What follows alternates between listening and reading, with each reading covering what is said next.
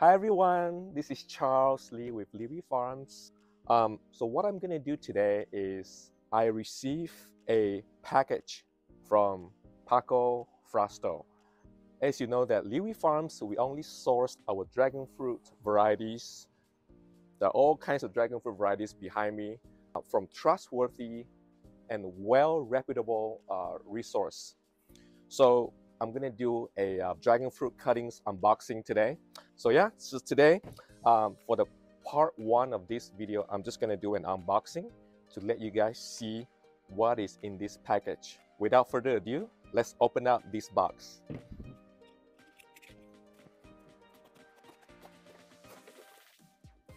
All right, so here we go, you guys. In this box, we have a variety called Desert Weed. It's a beautiful cuttings, good size cutting. Well, good handwriting too, Paco. The Desert Weed, it's a hybrid definitely, and big size fruit. Almost the size of your palm. It's a red flash variety. It's very sweet. So here we go, this is Desert Weed. And let's see what else is in the box. So we have these teeny things over here. Paco sent me his hybrid, and it's a Michelle crossed with Pelora. So here we go. Michelle is a variety hybrided by Mr. Valdivia, Edgar Valdivia. It's a red flash varieties, and obviously Pelora is originated from Ecuador. It is a white flesh, yellow skin, very sweet, Brix 2021. Another thing about Pelora, it is a surf-fertile varieties. So hopefully with this hybrid from Paco, we can at least get one or two of the seedlings that can carry the traits of Pelora that can be a surf-fertile. All right, so this is basically the unboxing of the package that I received. The part two of this video, which I'm gonna do, is to show how to plant a dragon fruit cuttings. I'm also going to demonstrate of how I'm going to germinate the seeds. There are many ways to root the cuttings, and I've tried it all. Some people use a water rooting format. Basically, they're going to put the cutting in the water. The downside of that is that as time goes by, with a standing water, it's going to create this environment for bacteria, for microorganisms to grow in the water. Eventually, you'll see like mold in the water. So you probably will have to replace the water every week, every other week, or every other days. Some people use a rooting hormone, which is fine. But the only thing is that if you use a rooting hormone, over time, you're going to see the water becoming slimy. So you just have to watch carefully and replace the water when it's needed. So what you have is basically the soil here. And what I'll do is, and by the way, this is a 1 gallon pot. What you do is you fill the soil all the way up to the top of the pot. Because later on, you're gonna compress it, which gives some room. And I've done this many times, especially when I wanted to propagate all these different varieties behind me. All I do is I take a cutting and I propagate it. You don't really have to bury the cutting too deep. Take like between 2 to 3 inches. So let me just mark it here so you can have an idea. Okay. Soil. Right? Okay. And here's a bamboo stick. So this way the bamboo stick will hold the cutting in place.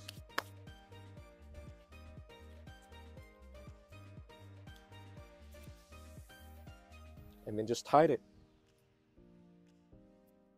Now it's the time to really compress it to make sure it's tight.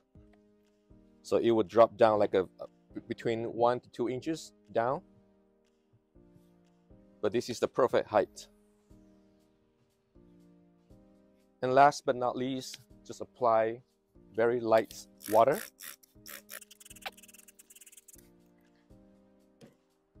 And one thing to avoid is, since this is a newly planted cutting, you don't want to expose under the sun. What I would do is leave the pots with the cutting, trying to find a shaded place. In this case, I will just leave it here. It's under the shade. And that's it, you guys.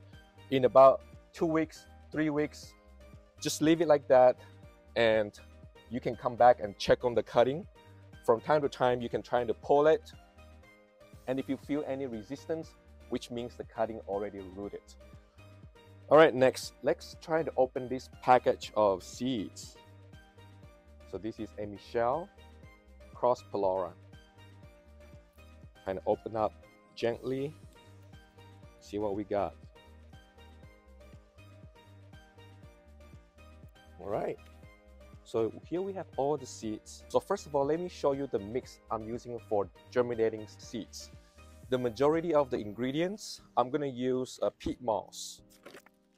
And the reason is because peat moss can help me to retain moisture and nutrients, so I don't have to frequently water the soil. So let me tell you the ratio of my seedlings mix. I would use 60% of peat moss, and the remaining 40%, I would do 20% of vermiculite. This vermiculite, it's a great source to germinate seeds. So the remaining 20%, I'm still gonna use soil because I need the nutrients and the minerals from the soil. So let's go ahead and get started to mix all these together. So that's your peat moss.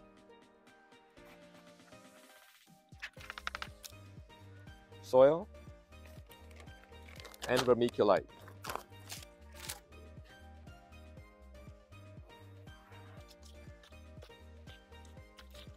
Give a good mix and blend all together.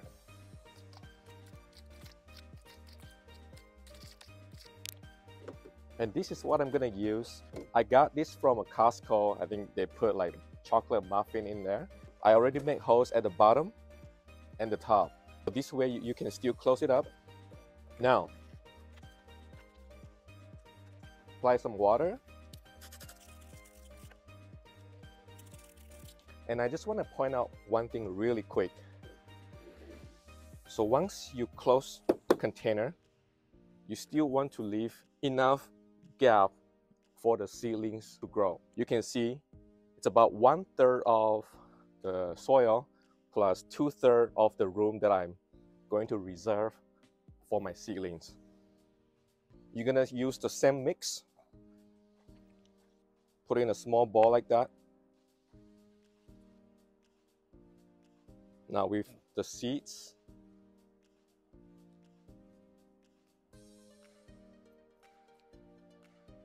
get some water in here. Now you really use your hand and to mix it evenly.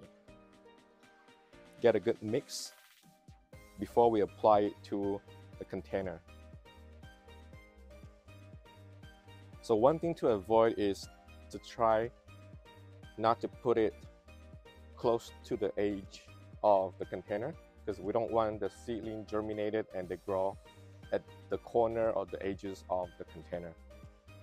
We're trying to apply it towards the center.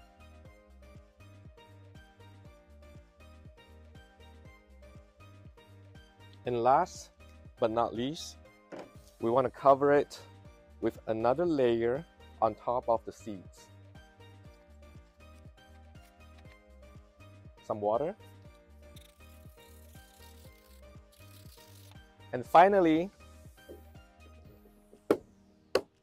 make sure you put down today's date and the information of the seeds.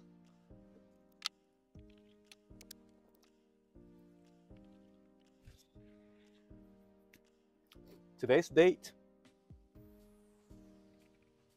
Paco, and this is Michelle cross Palora. So here we have it. Thank you so much for watching, and happy growing, and cheers.